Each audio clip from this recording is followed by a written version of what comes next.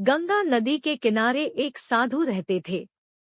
वे न केवल विद्वान थे बल्कि उनके पास जादुई शक्तियां भी थी। एक दिन वे ध्यान में मग्न थे, तभी बांस की चोट से एक चूहिया छूटकर उनके हाथों में आ गिरी।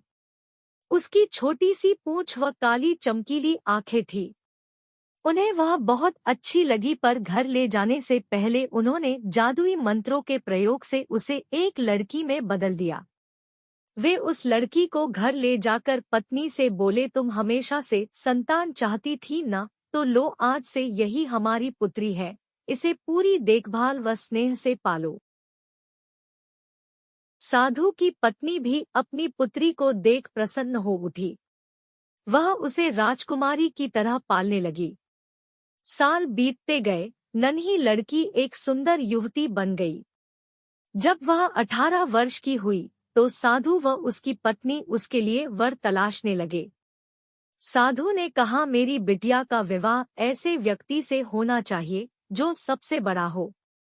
मेरे हिसाब से सूर्य ठीक रहेगा। पत्नी ने भी हामी भरी। उन्होंने जादुई मंत्रों के प्रयोग से सूर्य को नीचे बुला लिया।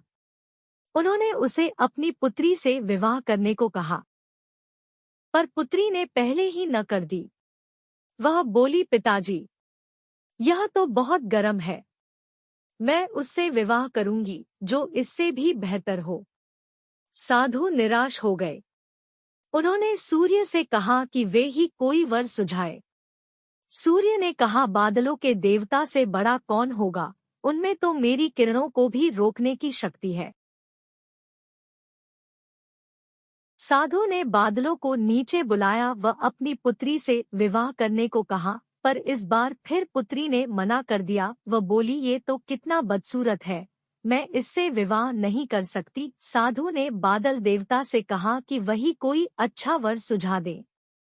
वे बोले, पवन देवता ठीक रहेंगे, वे तो मुझे भी अपने फूंक से उड़ा देते हैं। साधु ने पवन देवता को बुलाकर अपनी पुत्री से विवाह करने को कहा। पुत्री ने फिर इनकार कर दिया। वह बोली, मैं इससे शादी नहीं करूंगी। ये तो कहीं टिकते नहीं, हमेशा यहाँ वहाँ भागते रहते हैं। साधु ने पवन देव से पूछा, क्या मेरी पुत्री के लिए ऐसा वर हो सकता है जो आपसे भी बेहतर हो? पवन देव ने कहा कि पर्वत देव मजबूत व ऊंचे हैं, वे मेरा भी रास्ता रोक देते हैं। साधु ने पर्वत देवता से कहा कि वह उसकी पुत्री से विवाह कर ले।